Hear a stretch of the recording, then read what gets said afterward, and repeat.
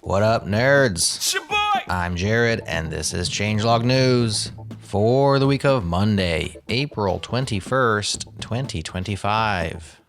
A recently published study called The Effect of Deactivating Facebook and Instagram on Users' Emotional State proved what we all knew to be true, but previously didn't have a study to point to. Social media, at least in the form we've been using it for the past decade plus, is a total drag. Oh well, let's get into this week's news.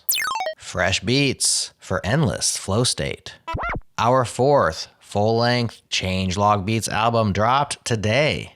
It's called After Party, and it features beloved Breakmaster cylinder tracks from our outros, ad rolls, and transitions. It's essentially 26 chill beats to help you get into a state of flow and stay there.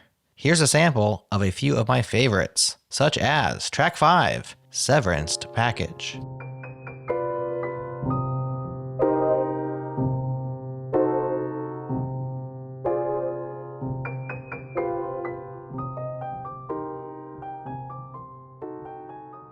Track 11, Do Not Stare Directly into the Changelog.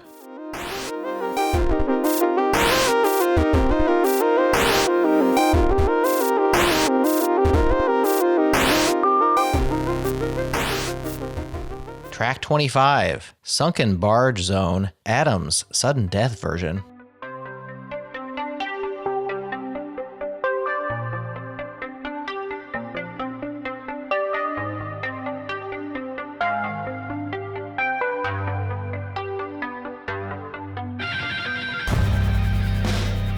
And track 26, Last Light.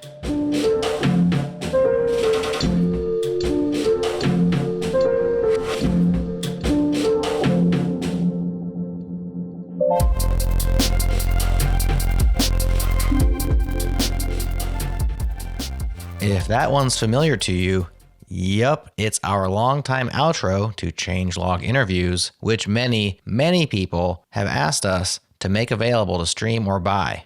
Well, now you can. Head to changelog.com/beats for all the links to all the music platforms. Or simply search for Changelog Beats in your favorite music app, and we'll see you at the after party. The 12-factor agent.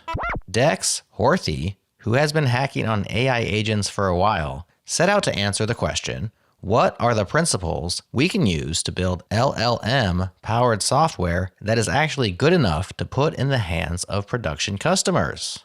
What he came up with is 12 factors in the spirit of the 12-factor app. Here they are. 1. Natural language to tool calls. 2. Own your prompts. 3. Own your context window. 4. Tools are just structured outputs. 5. Unify execution state and business state. 6. Launch, pause, resume with simple APIs. 7. Contact humans with tool calls. 8. Own your control flow. 9. Compact errors into context window. 10. Small, focused agents. 11. Trigger from anywhere, meet users where they are. And 12. Make your agent a stateless reducer. If those 12 bullet points are more confusing than enlightening, that's because, hey, they're just bullet points. Click through for the full explainers. How to build an agent. Speaking of agents, you might now be thinking it's super hard to build one. Thorsten Ball says, you're wrong. Quote, it's not that hard to build a fully functioning code editing agent. It seems like it would be when you look at an agent editing files, running commands, wriggling itself out of errors, retrying different strategies. It seems like there has to be a secret behind it. There isn't. It's an LLM, a loop, and enough tokens. End quote. Turns out you can build a small and yet highly impressive agent in less than 400 lines of code. Thorsten proves this out by building an Anthropic-based agent in Go over the course of this blog post. I followed along, and I have to say, it's all very basic stuff. Thorsten's closer? Quote, these models are incredibly powerful now. 300 lines of code and 3 tools, and now you're able to talk to an alien intelligence that edits your code. If you think, well, but we didn't really, go and try it. Go and see how far you can get with this. I bet it's a lot farther than you think. And that's why we think everything's changing. It's now time for sponsored news. Teams with faster builds ship faster. Depot's CEO, Kyle Galbraith, recently shared his thoughts on the age-old question, build or buy for CI/CD. The fact is, teams with faster builds ship faster and more, and teams that know how to CI well create faster builds. Imagine what would happen if your builds got 10x faster. Kyle found that when companies talk about building their own CI, what they actually mean is self-hosting runners from another CI provider. After analyzing hundreds of engineering teams, he identified 3 distinct archetypes. First, there's the abstraction first team.